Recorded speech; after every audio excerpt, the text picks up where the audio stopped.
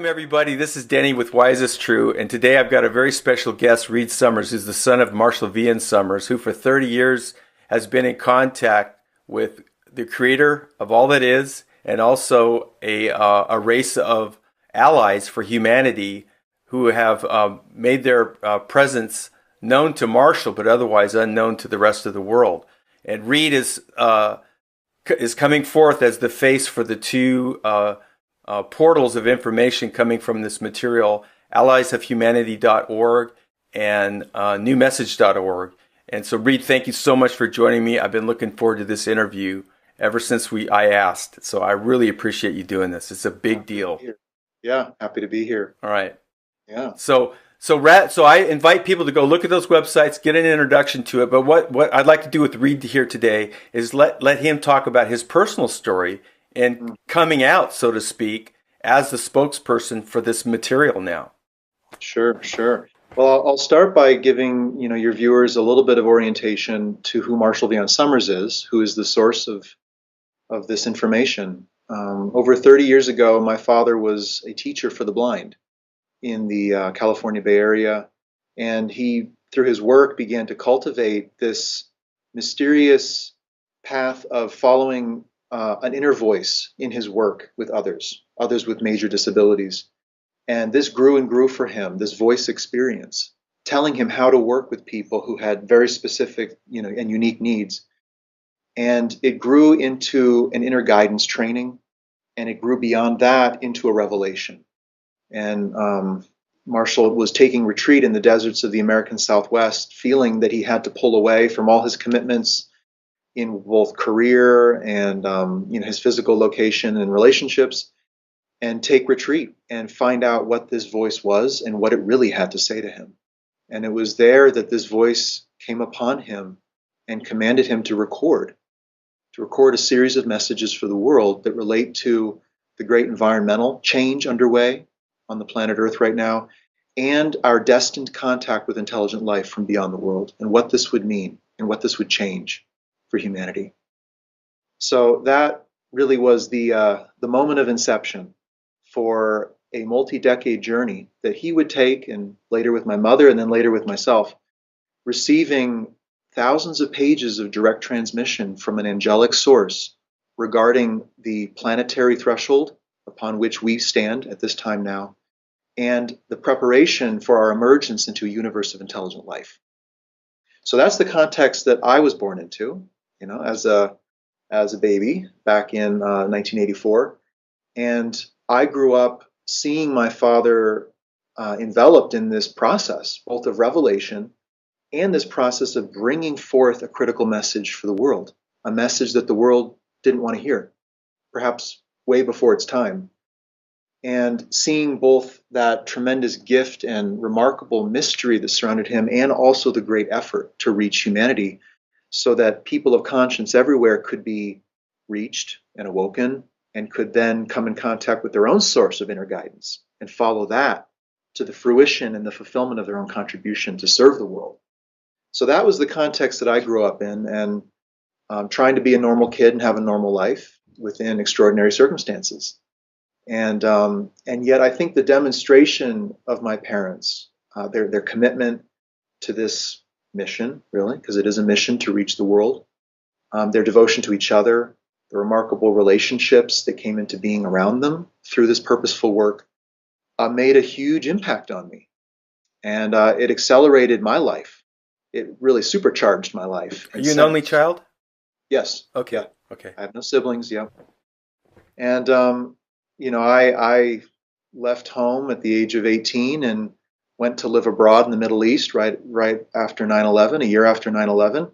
And that really began my journey around the world, and brought me into contact with remarkable people, very not like myself, and gave me a firsthand experience of the scope of struggle facing this human family, the great environmental crises that are now blooming into really a global phenomenon, and the gift of revelation that my father had received in service to that, to both people and planet.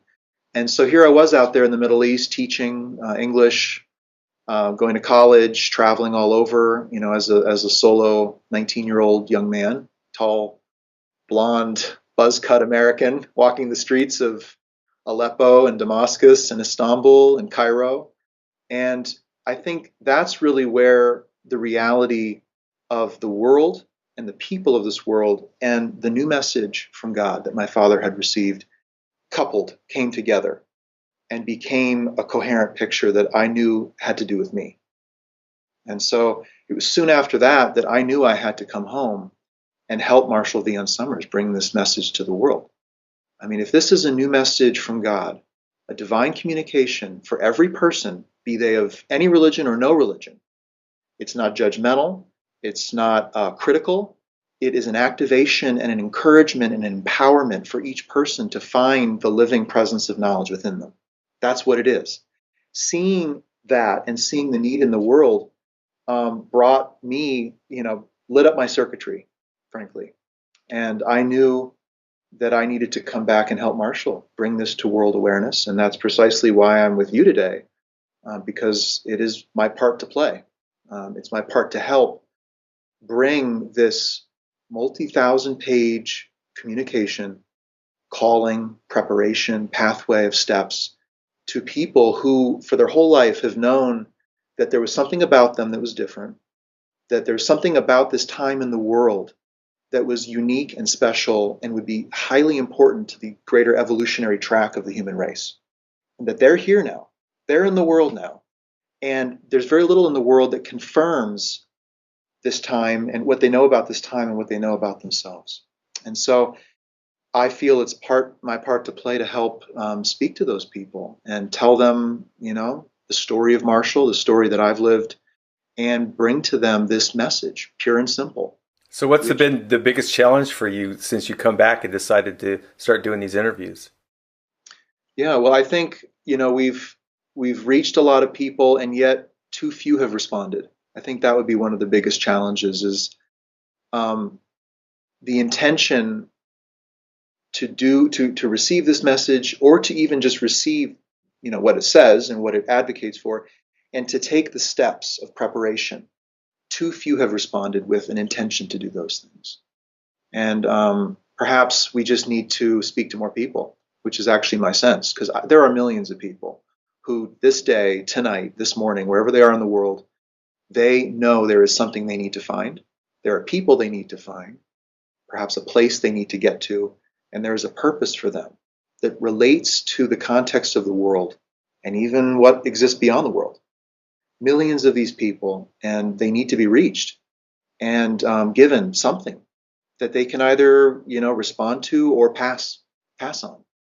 And it's really up to them. It's their own decision. But I think the challenge of reaching people with a difficult message, a message of tremendous opportunity and possibility, but one that requires real work and real change, in our own personal lives to move us into position so that we can play a part in this greater coordination that's underway to steer humanity off the cliff's edge, and into the true direction that its real and promising evolution lies. That's been a difficult challenge. Yeah.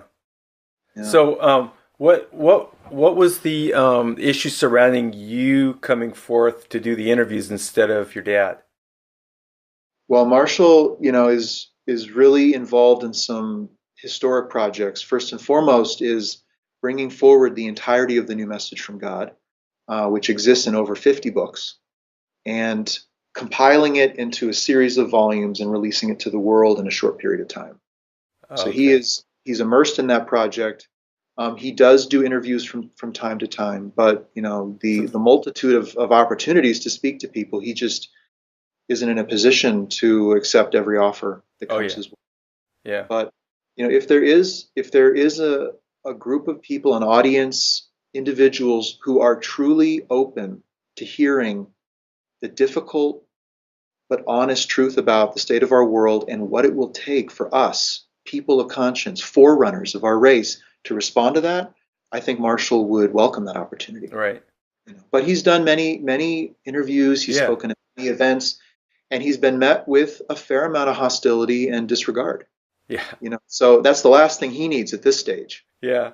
So It reminds me of back in the old days when they started doing the UFO conferences, and there was Barbara Bertalik, Dr. Carla Turner, and there could have been a couple others, but they would be disinvited to these UFO conferences because they would say, "Well, all those women want to do is talk about lizards," and what it was basically, they didn't have any beautiful contact stories to share with people about our friendly alien neighbors out there. They were talking about abductions and sexual manipulations and night terrors and things that were happening to people's children, and so they wouldn't be included in these conferences because it was a fairly dark, foreboding message.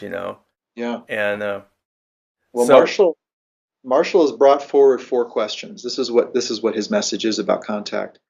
The 4 questions are these: what is happening? Why is it happening? What does it mean? And what must we do? And his invitations to speak have all been about the phenomenon. What is happening? People love this. They're addicted to it. They want to keep it a mystery, full of possibility, and to project onto it all their needs and hopes for a greater life, a utopian vision, a spiritual awakening on earth, when really this is reality. This is nature. This is not preference. We're not creating this reality out of our own desires and intentions. This is reality coming at us. We are the native peoples of a new world. Visitation and contact is underway. What is it? What does it mean? Why is it happening? And what must we do? And as Marshall tried over the years to go into the why is it happening, meaning why are they here? What does it mean, meaning implications for the race? And what must we do? Action, awareness, education. The uptake was just not there. yeah, And people were just enamored with the phenomenon and the multitude of possibilities, many of them quite dubious, quite preferential, that really didn't reflect reality itself. And right, so there are a few out there in the research realm of this phenomenon who are trying to educate about reality, the real phenomenon, and yet even they don't quite have the perspective to take it to the why is it happening, what does it yeah. mean? But And I'm that's very encouraged to yeah, include them. Like I've done that with my interviews and stuff. And one of the ones that I just had, I was so happy to do was with Dr. David Jacobs, who wrote "They Are Among Us," or "Walking Among Us" is a book he wrote. He's been yeah. studying this for 30 years. Oh, And, well, we and have enormous respect for David and the yeah, work he's yeah. I enormous. mean, Oh yeah, and oh yeah, Um, and he's going through some stuff, so he wasn't giving interviews. For some reason, he decided to give me an interview, and I thought, well, this is great. But he was kind of like from that same genre of researchers where, the message, was like problematic, like what you just talked right, about. right, But yeah, me personally, I mean, like if you're getting a good portion of it correct, then but by all means, let's include because yeah, it fleshes it out. You really don't know what's going to be the door for somebody. Like somebody could look at David's work and go, oh my gosh, right, and then they'd be open to what your dad has discovered, you know. absolutely, yeah, So it's a tortuous path, but there's many paths out there that can lead to what Marshall's provided for us, and so I'm just like I said before we started recording. I'm so happy to have found this work, especially with such a time span and legacy and quantity and quality of material behind it, yeah, because a it's going to lot. help a lot of people Yeah, navigate. Because that's it's part. like it's the map. I use the map analogy. We all kind of know where we want to go, but unless we know where we are, we have no means of Right, getting there. If you're right, using a map and you don't know where you're on the map, yeah, good luck getting to where you want to go. yeah. Right. I mean, one of you asked before our conversation today, is there anything you or Marshall want people to know? One thing I was talking to Marshall about only a week or two ago is the following. Regarding contact, why can't people simply see and know this for what it is? After decades and decades of research into the phenomenon and a mounting body of evidence that there is something that is covert, that is quite negative and detrimental to our health and safety, and that is collaborating in ways with humanity that are very divisive. Why can't people see and know that for what it is? Simple truth. And that's one call that Marshall, feels he needs to put out there is, after all these years, can we simply acknowledge that contact is underway, that it is an intervention into our world for the purpose of really gaining access to the earth, its resources, and its people. Yeah. One thing that's helped me read really, Yeah. like discover that, that aspect is studying mind control. Hmm. And the more I study mind control, the more I can understand how this works, Yeah. how people can be exposed to so much evidence and still be in denial about what it means. Yeah. And mind control is a big part of the alien intervention. I mean, they probably put more of their own resources into that aspect of what's going on here than just about anything else you could think of. Um, and then, of course, the mind control is like an octopus. It extends in all these different areas of our life. Through the food, the water, electromagnetic interferences, the cell phone towers. Television was the first one where they really got the hooks in and started on the populations three generations ago. And Yeah. I posted somewhere. It's like if you want to know about ETs, UFOs, and ascension, study mind control first because you'll save a lot of time. It really does help a person separate the wheat from the chaff, and you can see why the intervention has been so powerful and so pervasive and so successful up to this point, because mind control has been such a huge feature of their operations, so to speak.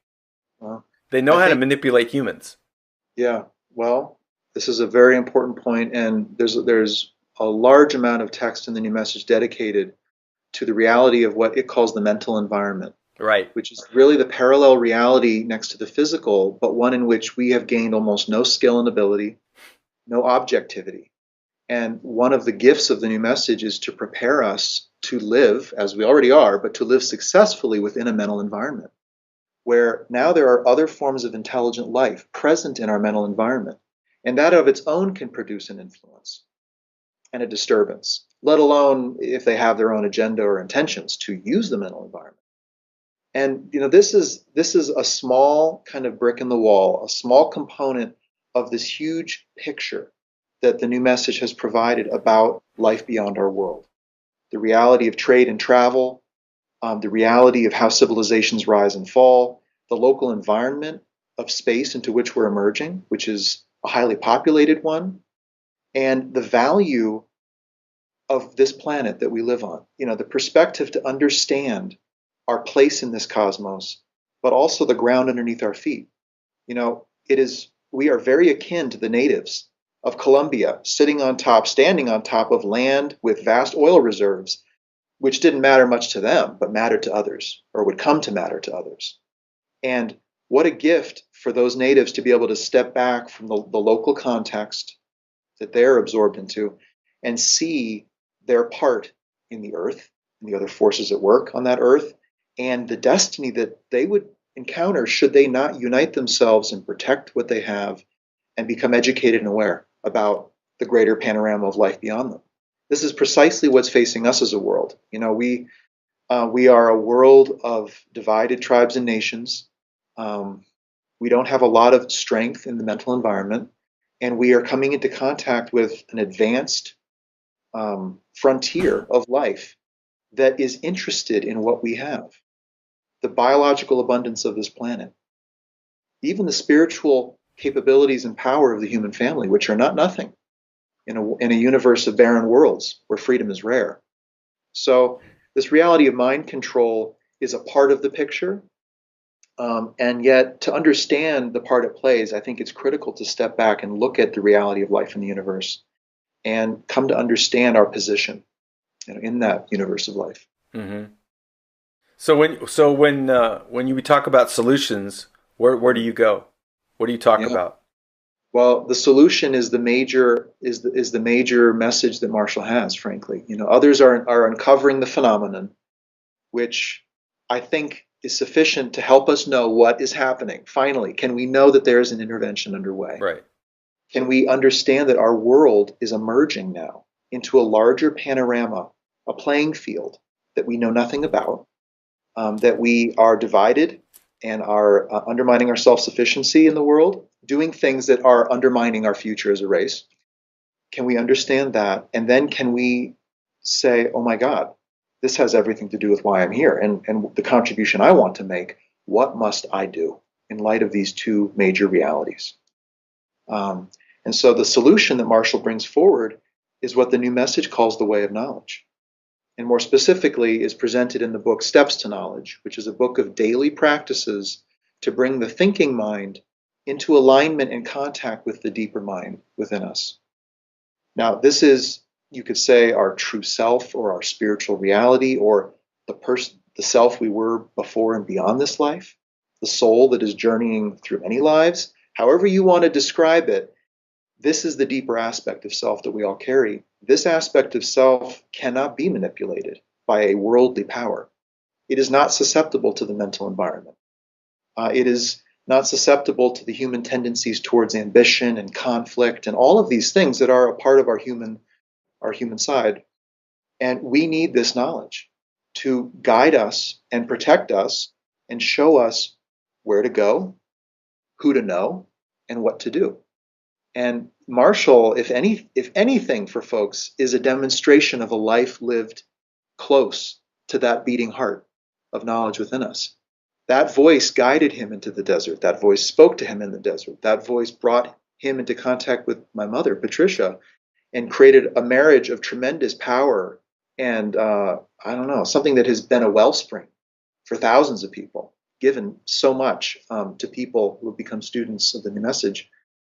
So Marshall has lived a life of knowledge, and that's really what he's calling for us all to do. We can, at the level of the mind, become enamored with the phenomenon, with the dates and the names and the races and where they're from and what they want, and all the competition we think is there. This is all the mind. The truth is, there is a simple truth about this, of who is here and what it means. And this knowledge that we all carry is what will reveal that to us and tell us where to go, when to turn left and when to turn right, so that we can get to where we need to go. Because I think, many people feel this tectonic shift happening underneath their feet. They know something big is moving, and it is unseen, it is unreported, it is unacknowledged by culture at large, but they feel it. It is actually exerting its effect upon them at the level of knowledge. But if you're not connected to that place within you, and if you're just acting and reacting to the world events of today and tomorrow and next week, you won't be able to move with that tectonic shift as you're meant to. So I think millions, maybe tens of millions of people or more are feeling the effect of change in this world at the level of knowledge. And how powerful if they could quiet the mind, come in contact with that deeper mind, take the steps to knowledge, steps back into contact with their true self, and be moved to do whatever their nature and design has set out for them, whether it be to help the poor or to address religious violence in the world or to help the problem of the loss of arable land and fresh water in the world, whatever it be. We all carry this gift, this contribution to make. And the new message from God is a message specifically to activate that in the awareness of millions of people, which I believe is precisely what the world needs, even beyond solutions and new technologies and political coalitions. Right. It goes back to the individual, and they find their own part in being the solution, and they're going to be uniquely placed to have an influence in whatever their arena that they've been placed in, just by making that own personal change, like we were talking about before. There's a lot of people who know that they have to do something. They kind of know what it is, but there's a lot of fear around it because they have family concerns or professional concerns. They don't want to be vocal or public, or they don't want to upset their families. There's a whole laundry list of excuses. And I think that's one of the reasons I think this interview is so important, because here we have another example of somebody who's intimately involved, decided to go public on behalf of this message. And so, we can all do that in our own way. And So the other thing I want to ask is like, have you guys discussed the whole notion of tipping point or going viral or the 100th monkey, those kinds of phenomenons? So like, because you did also state it's kind of a numbers game. It's one of the frustrations that you've had as you're getting the word out. There's seems to be few people responding, but like we've seen in a lot of things, you get to this like kind of like funny little number, and then things just go viral. You can't even, you just have to run to get out of the way. Do you envision this being a situation like that maybe as well? I'm open to what comes. I can't say I'm driving for viralness or something like that, but I mean, the truth is, absolutely, does a new message from God need to reach millions of people? Certainly it does. And I talked in that interview a few weeks ago with Ian Lee about the switch within all of us. Right. And many, many people have this buildup of energy and understanding and knowledge, knowing the truth. And it's building, and it's like a tectonic force within them. And at some point, those plates are going to go. I mean, something's happened in the life of a person, and I don't know what will trigger it. If it's something Marshall might say, which has certainly happened for many, if it's something that happens in the world, if it's a need that has their name on it, that they see underway out there, and I have got to respond to this.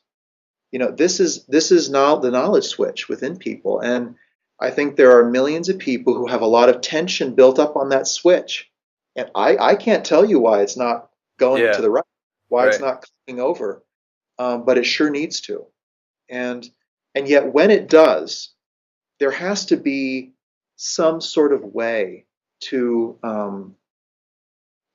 acclimate to it, to integrate it. That's the word I'm looking for. To integrate what that means for them in their life.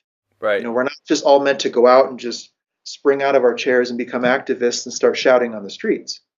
No, it's more subtle than that. It's more It's I think of it a lot of times like the little will versus the big will. The big will has got the big picture, and you'll act within that big picture, maybe not really understanding the big picture, but your actions within the guidance of that big will is not at odds with the bigger picture. Like, you could look at it like, from a Christian perspective, God has a plan for your life, Well, you may not know all the little details, and you may not be informed about those details, but you have the faith to understand that there is such a plan and that you can be in alignment with it. And you don't need to know all the niggling details. It's actually kind of impossible for humans to do that anyway. Yeah. So the expectation of having that kind of a overview is probably a little naive, maybe. Right. Well said. Very well said. Marshall has said that, understanding comes after participation. You don't get the mission script and then choose if you're going to do it. It's like, you're kind of pushed off the highway of life. I think of this analogy, the highway of life, the 6-lane highway going between the major cities, right? And everyone's just on the highway going where the signage says to go. And some people are called off that highway. They need to go into the wilderness of experience and come in contact with something beyond the visual, the auditory, the sensorial. They need to find something deeper, more pervasive, and connect with others who are finding that too. And so, the process of waking up in our confused and conflicted world is not what we might think. You're right. I think it is subtle at first. It's a shift that you can't even quite name it for a while. You can't say this is the day when it changed, nor can you say this is what I'm supposed to do. That's the mind trying to read into the mystery. You're responding to the mystery, and it's a point-to-point journey, dot to dot, and you don't know what the picture is going to be when all these dots get connected. Right. And this is what we call the Great Coordination, which is a coordination of people around the world in many different religions to get into position to serve this world in specific ways, in many specific ways. But for enough people to feel this within themselves, to acknowledge that this awakening is underway. I can't go back to sleep. I can't just re-up the lease on my car and buy a bigger house and get a jazzier job and call myself a success. No. That is not the story of my life. There's something else for me to do. And if enough people can have that moment of awakening, however it comes for them, and take the steps to knowledge, back into contact with the real compass and guide. The compass and guide is not a book of scripture, I don't believe. It's not a set of rules or a new dogma or even an altruistic, optimistic vision of the future. It is a step-by-step process that lives and is held by knowledge within us. If enough people can do that, I would say there's hope for the world. And yeah. There is hope for the world because there are millions of people who are lost, but the tension is building, the knowledge is building, and they are waiting for something to activate that. Right. And who knows what'll happen? I don't know what'll happen. No, I don't. Yeah, I don't either.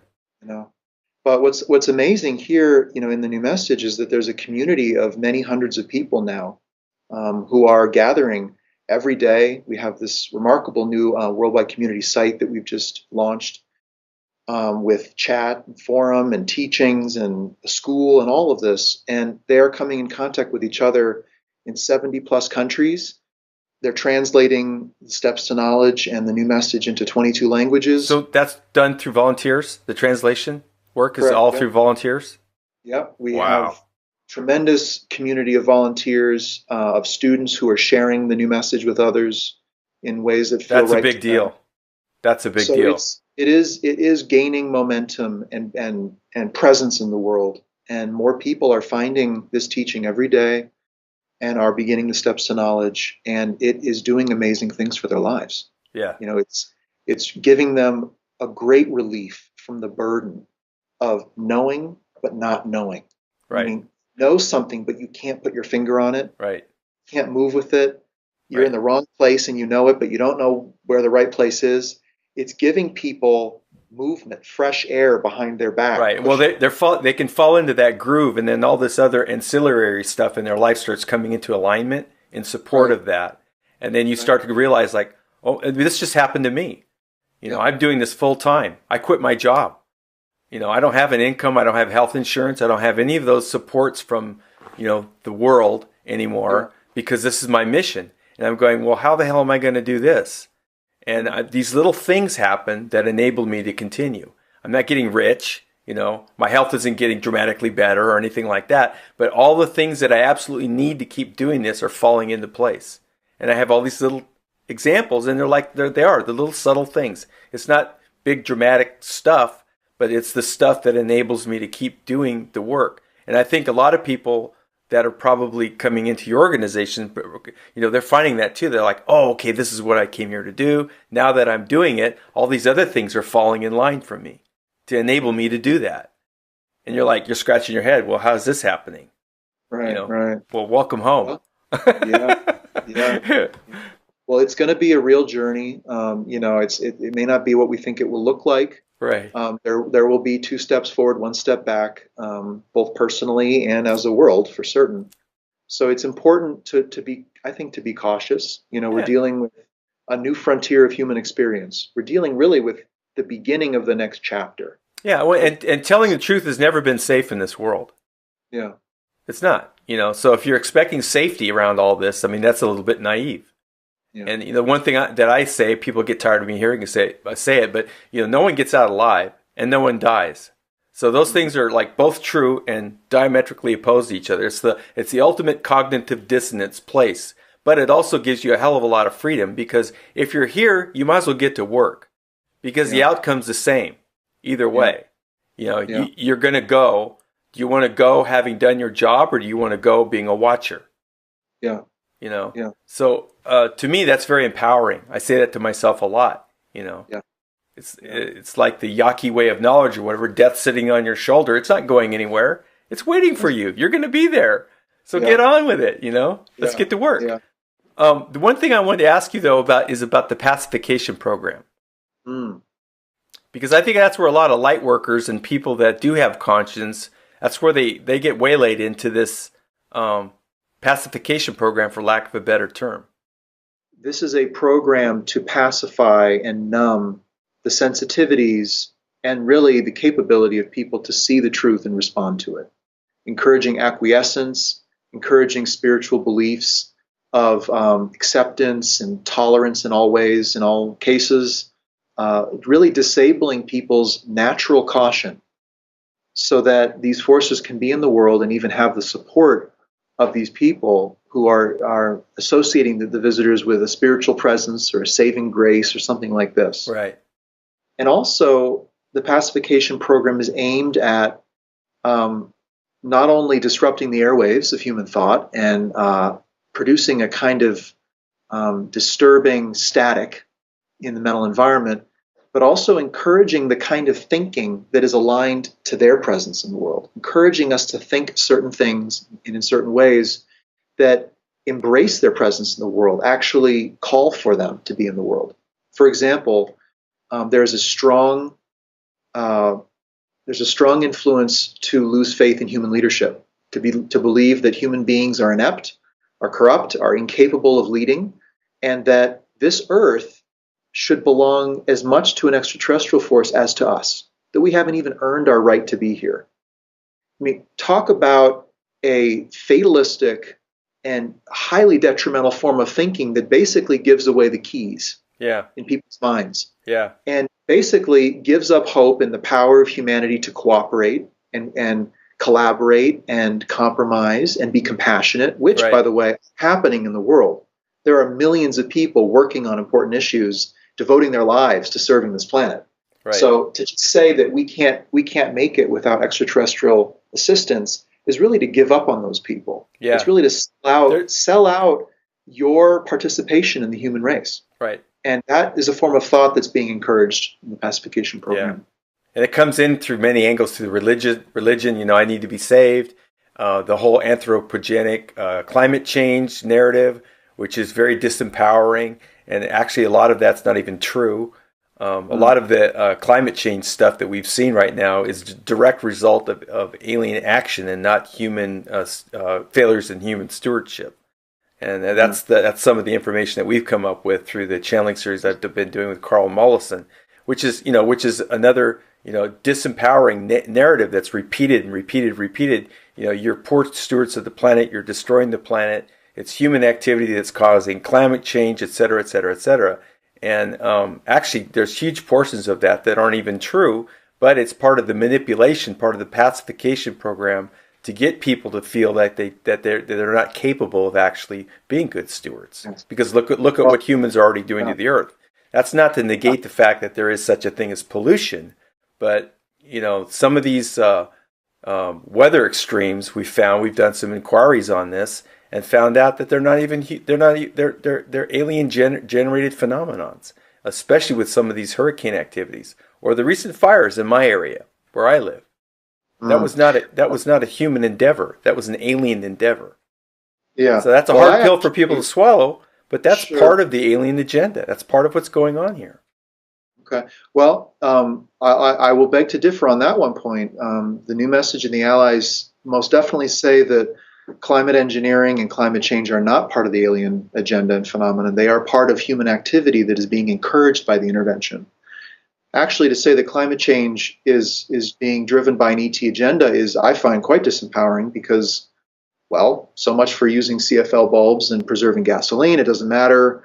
Someone else is generating this change. No, they're not mutually exclusive. It's just you need to be aware of where humans stop and where aliens begin, and there is a line there that is discernible. To a point, I don't get into a whole lot of speculation about, wow, that thing in the sky, that's the intervention, or that ad on TV, that's the intervention, because I actually don't feel a lot of that is discernible. And in the end, doesn't matter, because in the end, they're here. They're here for one reason. We are the native peoples, and the power to resist that presence and to secure our future is firmly in our hands.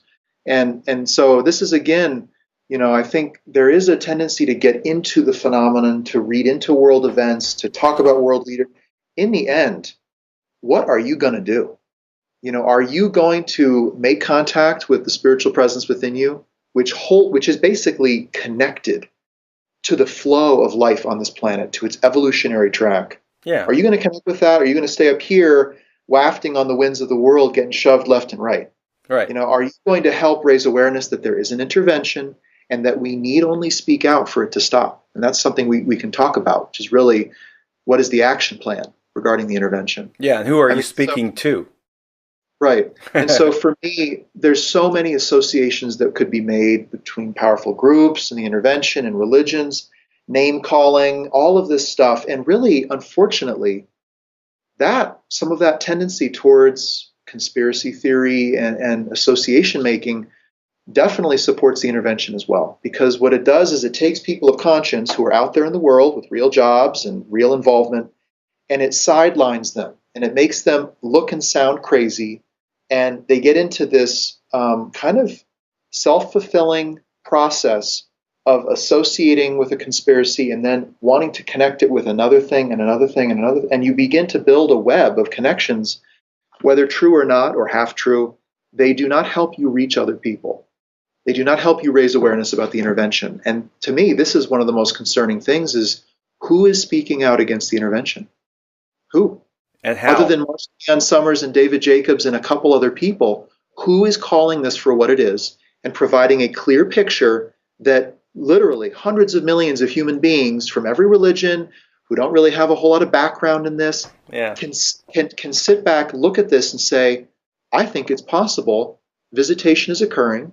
We are the natives of this world. We are divided. We are distracted. We are delusional in some way. And there is a presence here that is undermining us. We need to say no. Right. In essence, that's the message that a lot of people need to hear, and so few people are involving themselves in that simple message. Right.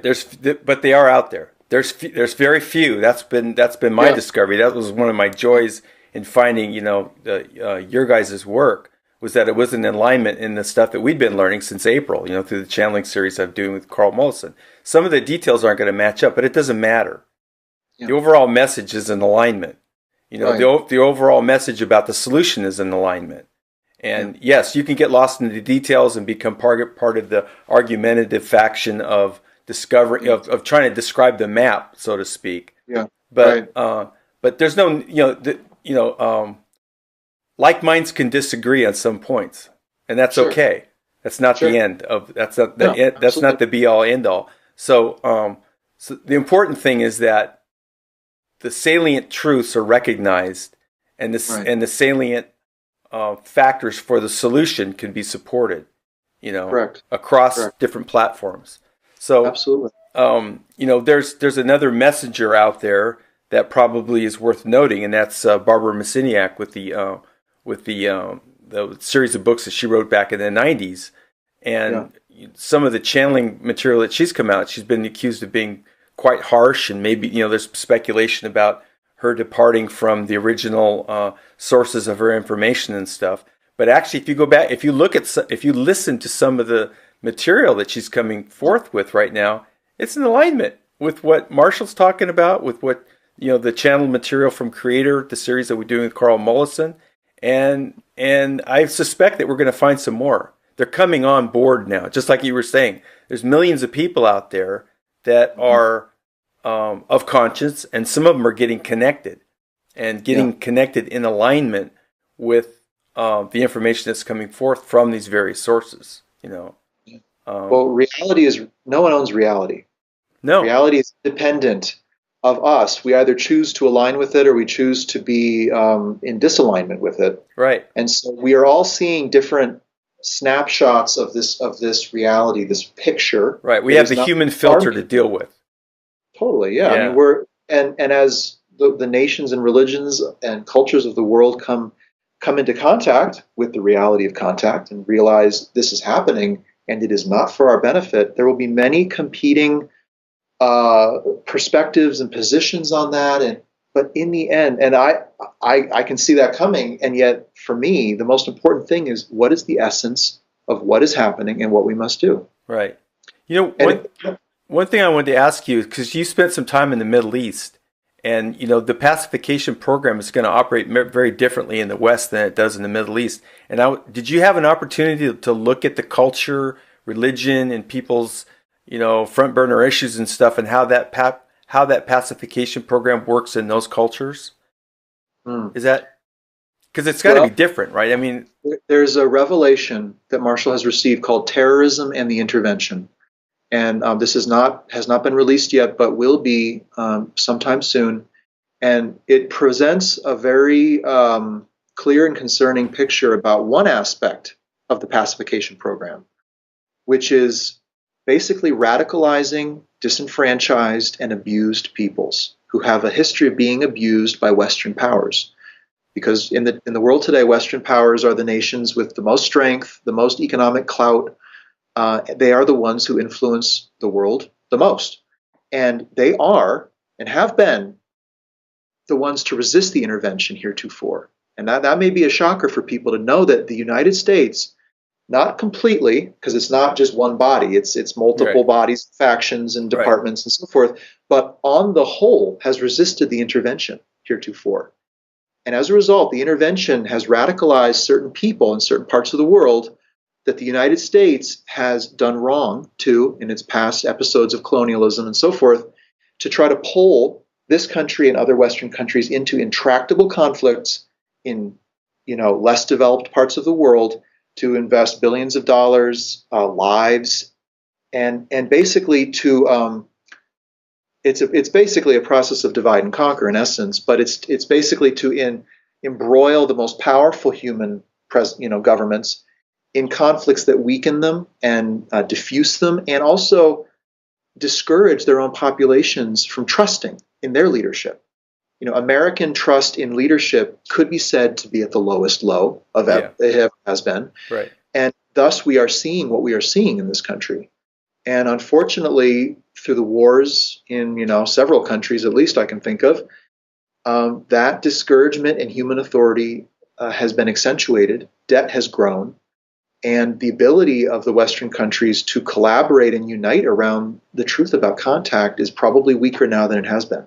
Mm-hmm. So, that's one aspect of the pacification program. Again, the pacification program will use anything as material. Right. If we believe that someone is channeling a message from an off-planet source and is full of love and light and is pulling us in and making us weaker and less energetic and less connected to world events, or we're no longer trusting in the mainstream media narrative, the intervention will use that. They may have created it in the first place or not, I can't say, but it's just important to know that as the native peoples, we have weaknesses on our border to space that we have never thought about. Mm-hmm. Our radio communications into space, our spiritual inclinations, our economic competition with each other, our tendency towards war, and our great investment in armament against each other, not even against those who might come from beyond. We have so many kind of chinks in the wall that can be undermined quietly and slowly. And, I'll give an example of this, and this has just been in my mind recently in the last month, thinking about, I actually went online and Googled, show me a map of all the tribes, Native American tribes of the North American continent pre-conquest, before the colonial powers came into being and really took control of the whole continent. And seeing this map of all these names, the Cherokee, the Sioux, the Chippewa, all of these different peoples, and, obviously in competition for hunting grounds, some of them collaborating, some not, a good deal of warfare probably between them. And here was coming to their shores another force. And the truth about that force was so simple. They are here to take what you have. That's it. And yet, for some tribes, they read into that visitation the need for, allowing others to have space on your own land, the need to share, or that this is a spiritual force from beyond the known boundary of the ocean. Right? They're different. They have things. They obviously have things we don't, like horses and weapons, and reading into that and competing with each other. Some collaborating, some not. The essential truth is that force is here to take what you have. Can you see and know that? Can these tribes unite around that simple truth or not? And when you look back on history with that is historical truth, by the way. That, yes, there were some missionaries to bring God and religion, but more or less, the bulk of that presence was here for one reason. And the inability of the natives to see that and to respond at a simple truth level really rings in the historical record for me. And I see it in our world today. I mean, Yeah. we can get into chemtrails and government conspiracies and all of this minutia, some of which could be real and some of which could be manufactured to keep us enamored with minutia. But can we respond to the simple truth? And that's my message to people, and that's Marshall's message to people, is that there is a simple truth about the ET presence in the world. It is not the truth we want, but it is reality, independent of what we want. Right. Will we respond to it, or will we create our own reality around this and respond to that? Yeah, very well put. So what's in the works right now for you and all the people that are working with you? And oh, well, a tremendous amount, actually. We're bringing forward a large body of education about life in the universe and contact. This last summer, we published a core book of the new message called The Greater Community, Contact with Intelligent Life in the Universe. We're about to publish the next book to follow that, which is Preparing for the Greater Community, which is a remarkable text received decades ago by Marshall, which details how the individual can prepare mentally, spiritually, physically for the threshold of contact. In addition, the Allies of Humanity have spoken through Marshall again in recent times, giving a fourth set of briefings, which is tremendous. I mean, how many years was it? I think 2012, I want to say, or actually, no, 2008 was the third set of Allies briefings. okay. So 8 years later, the Allies of Humanity are still involved. They're still watching. They still have more to say. Right. And so that will be coming out in the future. And there was an attempted contact episode that's documented in book 2 on page 56, I think. You want to read that, or do you have that available to? Well, I was curious about that because that was a pretty dramatic episode in this whole story. One that really got our attention when we looked at it. It's like, oh my gosh, Tell me again. He was actually there was a physical contact that was arranged, and they actually had to, for lack of a better term, eliminate themselves and their craft in order to protect your father and themselves. Well, they didn't protect themselves in this case; they protected your father. As far as that's my understanding of it. What that's referring to is an amazing part of the story of this work. Yeah, it is. Which at some point will have to be a book and a documentary, because it's an amazing story what Marshall and Patricia and the small group of people with him at his side all these decades have gone through. And what that page in Allies 2 is referring to is the first Allies mission, which arrived in 1984-85 and attempted to give Marshall something, okay? A communication, a perspective, a gift. And at that point, my family was called out of our living situation, our jobs in the Bay Area. I was 6 weeks old, basically. I was a baby, newborn. And we went on this journey to prepare to receive what the first Allies mission had brought. Where in the Bay Area, can I ask? I'm not quite sure where we were living at that point. Somewhere, I was in Vallejo. In 1984, I was in Vallejo in college. Okay. We lived in San Francisco in and around that time. Okay. But, we went on this mysterious journey, and the Allies' mission got into proximity of Marshall. They got close, and yet the intervention discovered their presence and tracked them, and the Allies' mission had to terminate themselves with their gift largely ungiven, but not wholly ungiven, because they transferred to Marshall a story called the Aranon Epic, which is a story that he's been writing ever since. And that is another book, a demonstration of what the way of knowledge, steps to knowledge, look like beyond our world, and how this great coordination moves not just individuals in our world, but individuals in other worlds and even whole worlds to take a certain course of action, to unite in certain ways. And it's an amazing demonstration, really, of the work of God in the universe. And I'm excited about this, and Marshall is too. And this is another book that's forthcoming. But It's an amazingly moving truth that the first Allies mission came all this way to reach us and had to terminate themselves in service to a race they had never interacted with, a young and emerging world just out there that had the potential to maintain its spiritual awareness and its freedom so that it could give its gifts into a greater universe of life. That a group of free worlds or individuals in those worlds saw that potential in us and sent their emissaries really to reach us, and that they lost their lives in the process of doing that is tremendously moving. It is. It's amazing. I have good feelings about the future for what you're doing. Yeah, I do. Well, yeah. Every person who can respond and take the steps to knowledge and meet those others who are as well. That's adding a person with unique gifts and energy and insight to the mix. Right. Yeah. So let's keep the essential truth of this in view and become advocates for the essence of what all other people need to know, because not everyone will agree with the terms we use or the certain position we take, but everyone needs to know the truth about contact, the truth about our emergence into a greater community of life. And I feel everyone who can needs to receive this new message from God and see what it says to them. Yeah. Really.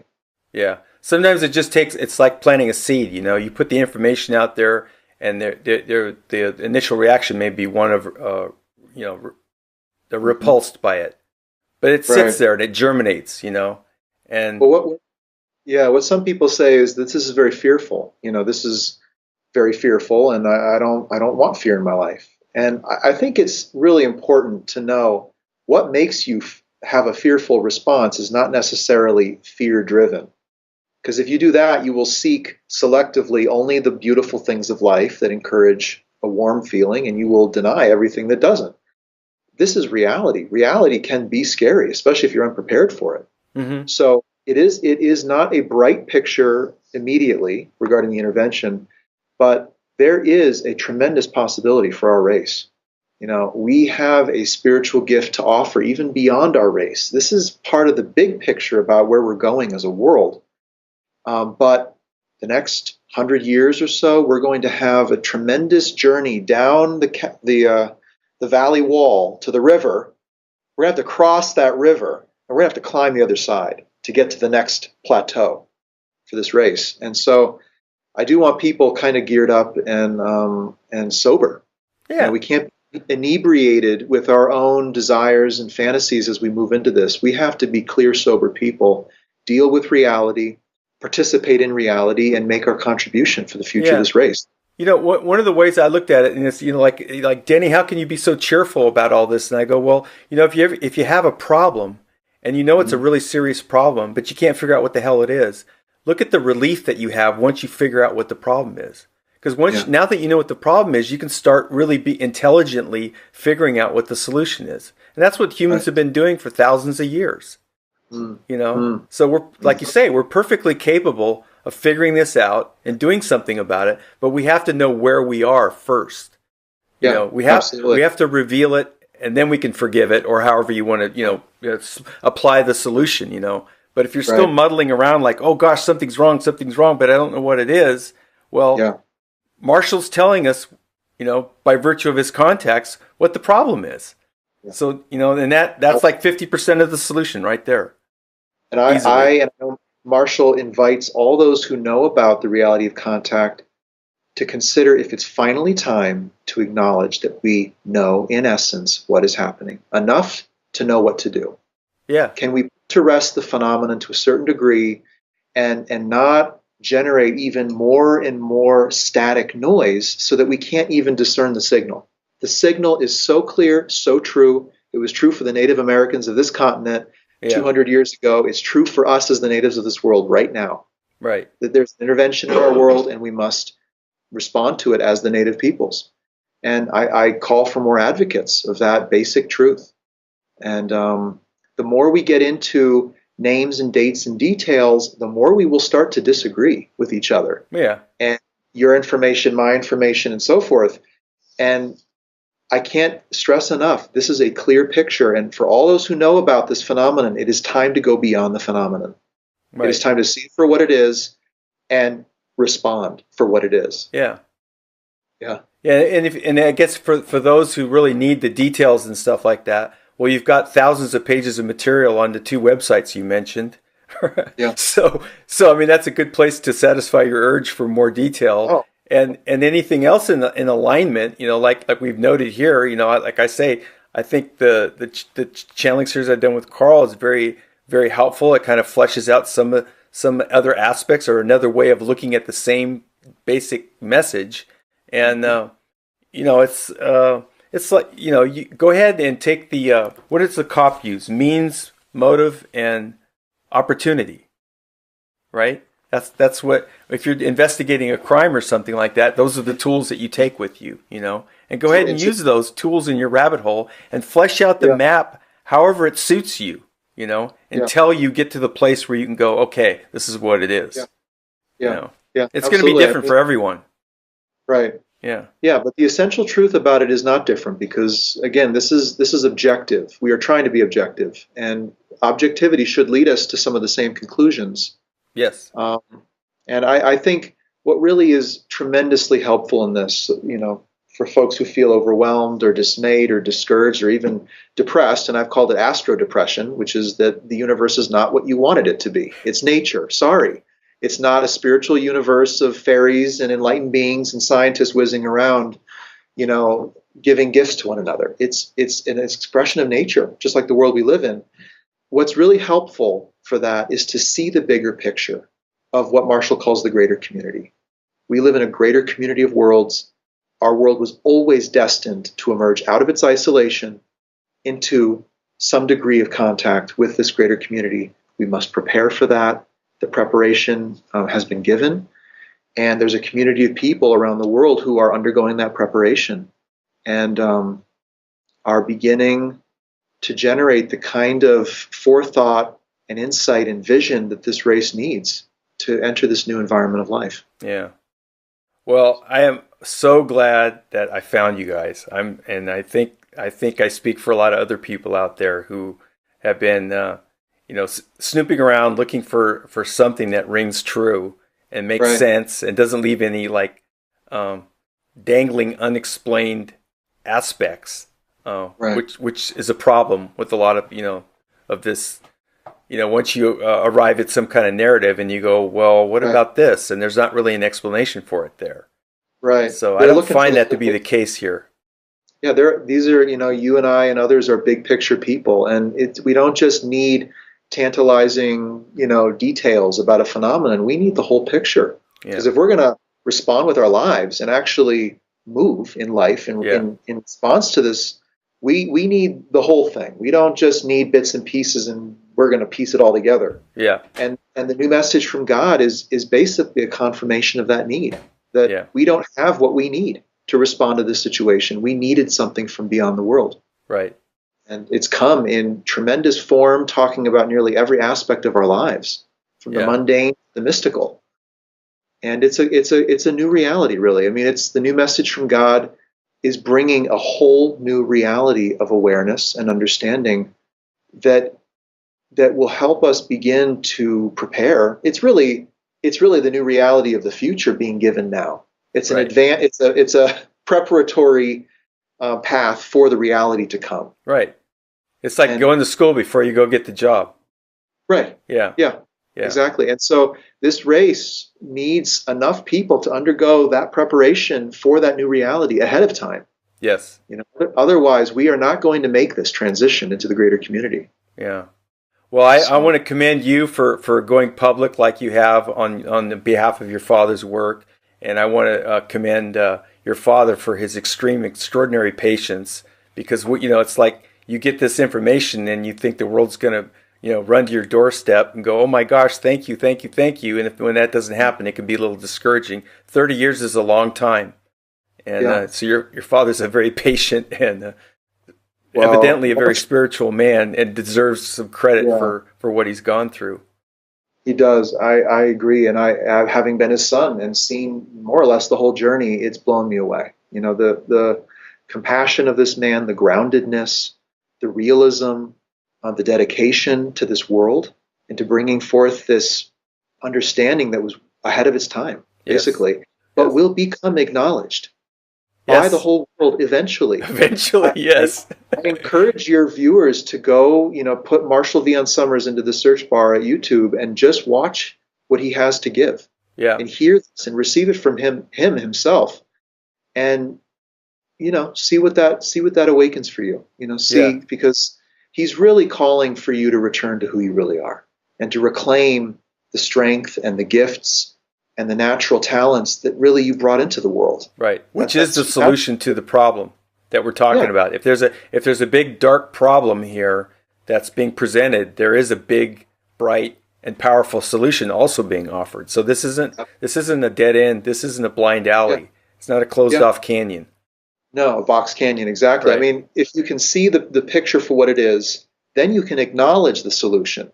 But if you don't want to face the reality of what this is and you prefer a brighter, more, spiritual vision of reality, then you probably won't be able to embrace the kind of solution that's been given and the path of steps that's been given. Right. So I think understanding, like you're saying, Denny, which is, can we see reality and what's really going on clearly for what it is so that we know where we are and we can take the solution, find the solution, receive it, and apply it. Right. Can be done. Beautiful way of describing it, and it can be done. Yeah. Well, thank you so much for joining me. I really appreciate it. This has been wonderful. And I hope we get to do it again sometime. Absolutely. Good. Right. Well, we'll keep you in our thoughts, and I'm sure we'll meet again down the road. Yes. And thanks for everybody for joining us, and we'll be back. Bye-bye.